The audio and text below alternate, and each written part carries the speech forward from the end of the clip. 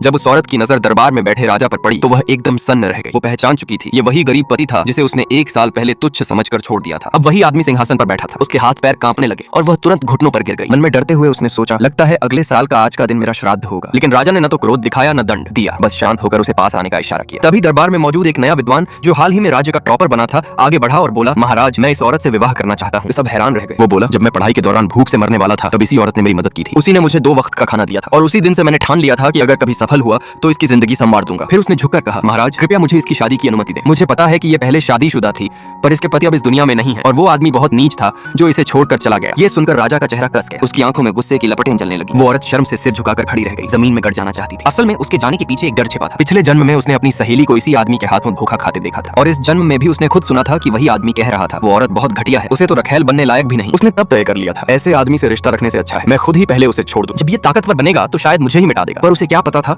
उसके जाने के बाद वही आदमी जो आज राजा था बुरी तरह टूट गया था। वो बीमार पड़ा, यहाँ तक कि खून तक उलट दिया। और अब जब वो फिर से उसके सामने आई, राजा खुद उसके कमरे तक पहुंच गया। उसे देखकर उसके दिल में पुराने जख्म हिल उठे। गुस्सा, जलन और दर्द सब एक साथ उमड़ आए। राजा के मन में एक ही बात घूम रही थी, सुना है अब इस औरत का दिल उस टॉपर के लिए धड़कता है।